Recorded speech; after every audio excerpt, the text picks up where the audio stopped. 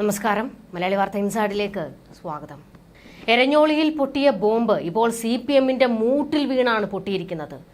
കണ്ണൂരിൽ വലിയ രോഷമണ പൊട്ടുകയാണ്. അതായത് നിരന്തരം കണ്ണൂരിൽ ബോംബ് പൊട്ടുമ്പോൾ ശക്തമായ രീതിയിൽ അവിടുത്തെ ജനങ്ങൾ പ്രതികരിക്കുകയാണ്.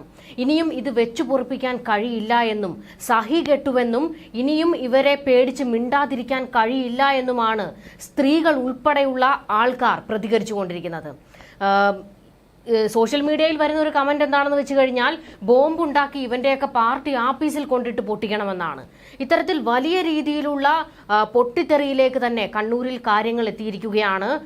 ജനങ്ങൾ ശക്തമായ രീതിയിൽ പ്രതിഷേധിച്ചും പ്രതികരിച്ചും രംഗത്ത് വരികയാണ്. CPMന്റെ പേരെടുത്ത് പറഞ്ഞുകൊണ്ടാണ് പലരും വിമർശനം ഉന്നയിക്കുന്നത്. അതായത് ഇനി അവർക്ക് ഇങ്ങനെ പേടിച്ച് മിണ്ടാതിരിക്കാൻ കഴിയില്ല എന്നത് ഇതിൽ നിന്ന് തന്നെ വ്യക്തമാകുകയാണ്. സാധാരണ കണ്ണൂരിൽ ഇത്തരത്തിലുള്ള സംഭവങ്ങൾ ഉണ്ടാകുമ്പോൾ ജനങ്ങൾ പേടിച്ച് CPMന്റെയോ അല്ലെങ്കിൽ RSSന്റെയോ BJPയുടെയോ ഒന്നും പേരുകൾ പറയാതിരിക്കും. എന്നാൽ ഇത്തവണ കാര്യങ്ങൾ കൈവിട്ടു പോകുകയാണ്. ജനങ്ങൾ പാർട്ടിക്കെതിരെ തന്നെ പ്രതികരിച്ച് രംഗത്ത് വരികയാണ്. ഇപ്പോൾ ഒരു വീട്ടമ്മ CPMനെതിരെ പൊട്ടിത്തെറിക്കുന്നത് സോഷ്യൽ മീഡിയയിൽ ഉൾപ്പെടെ വൻ വൈറലായിരിക്കുകയാണ്. CPMന് 8ന്റെ പണിയാണ് കിട്ടിയിരിക്കുന്നത്. എരഞ്ഞോളി ബോംബ് സ്ഫോടനത്തിന് പിന്നാലെ വെളിപ്പെടുത്തലുമായി പ്രദേശവാസിയായ യുവതിയാണ് രംഗത്ത് വന്നത്. പ്രദേശത്ത് പതിവായി ബോംബ് നിർമ്മാണം നടക്കുന്നതായും പലതവണ പറമ്പുകളിൽ നിന്ന് ബോംബ് കണ്ടെടുത്തിട്ടുണ്ടെന്നും സ്ഫോടനത്തിൽ മരിച്ച വേലായുധന്റെ അയൽവാസിയായ സീന പറഞ്ഞത്. പേടിച്ചിട്ടാണ് ആരും മിണ്ടാത്തതെന്നും സഹികെട്ടാണ് തുറന്നു പറയുന്നതെന്നും അവർ മാധ്യമങ്ങൾക്ക് മുന്നിൽ വെളിപ്പെടുത്തി.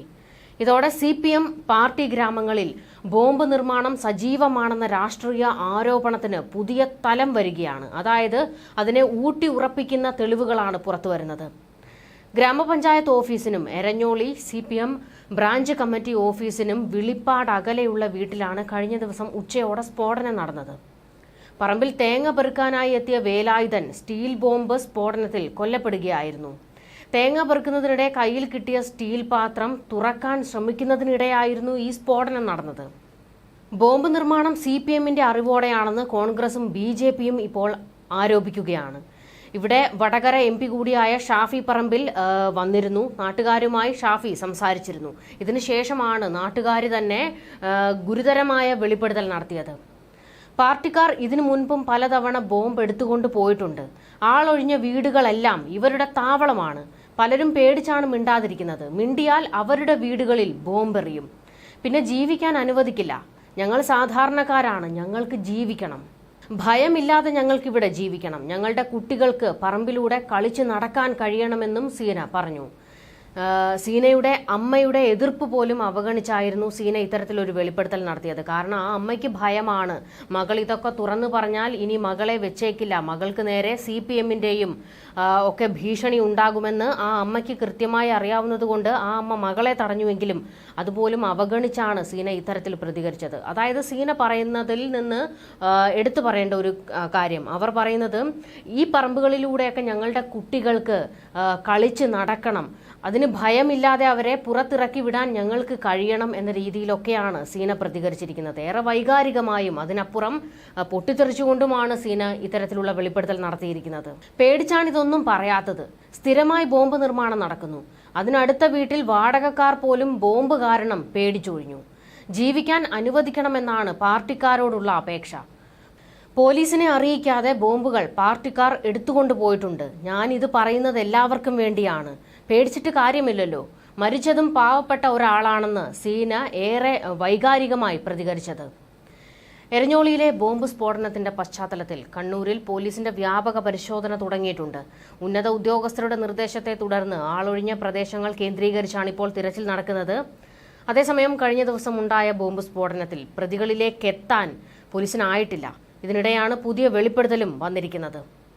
ഏപ്രിലിൽ പാനൂരിലുണ്ടായ സ്ഫോടനത്തിന് പിന്നാലെ കഴിഞ്ഞ ദിവസമാണ് വീണ്ടും മറ്റൊരു സ്ഫോടനം കണ്ണൂരിൽ ഉണ്ടാകുന്നത്.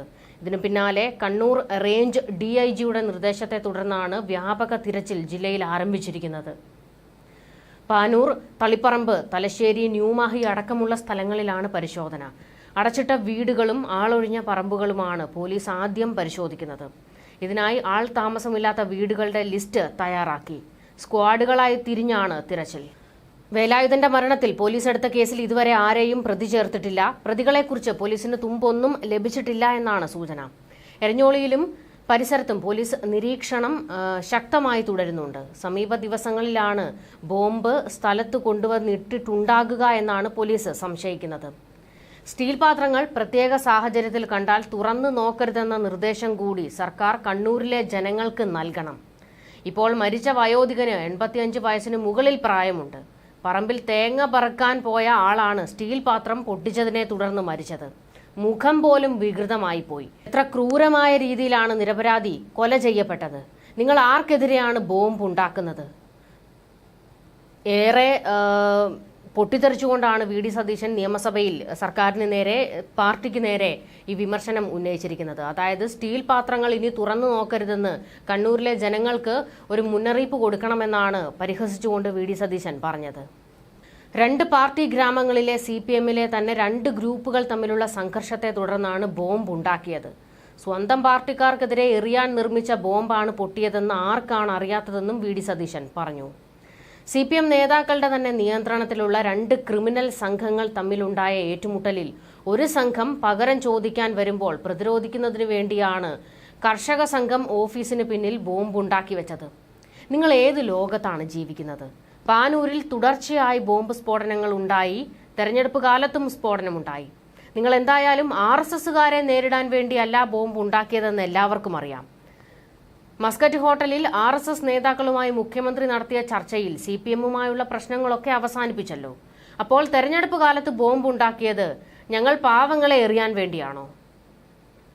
2019 തെരഞ്ഞെടുപ്പ് കഴിഞ്ഞതിന്റെ പിറ്റേ ദിവസമാണ് പാനൂരിൽ ലീഗ് പ്രവർത്തകനെ നിങ്ങൾ ബോംബെറിഞ്ഞു കൊന്നത്.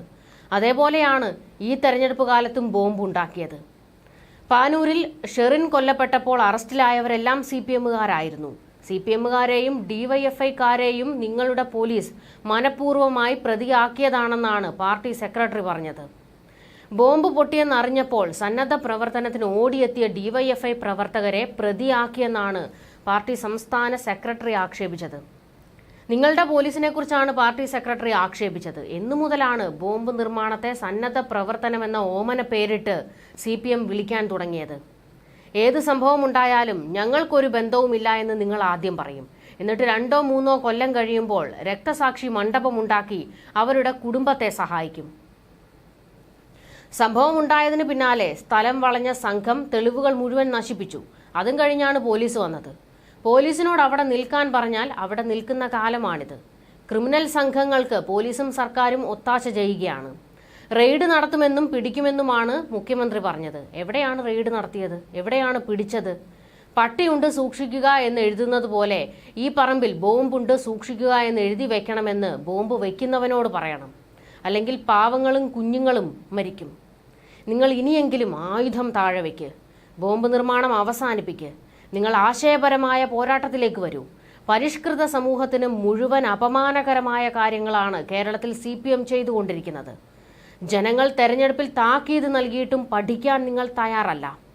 ഇത്തരത്തിൽ വലിയ രീതിയിൽ മുഖ്യമന്ത്രിക്ക് നേരെ വി ഡി സതീശൻ ചോദ്യശരങ്ങളും എറിഞ്ഞത്. എന്തായാലും ഒരക്ഷരം മിണ്ടാൻ പിണറായിക്ക് കഴിഞ്ഞിട്ടില്ല. അതിന്റെ കൂടെയാണ് ഇപ്പോൾ കണ്ണൂരിൽ നിന്നുള്ള ഒരു വീട്ടമ്മ തന്നെ ഇത്തരത്തിൽ പ്രതികരിച്ചിരിക്കുന്നത്. വലിയ പ്രതിഷേധമാണ് CPM-ന് നേരെ ഉയർന്നിരിക്കുന്നത്. ന്യൂസ് ഡെസ്ക് മലയാളി വാർത്ത ഇൻസൈഡ്.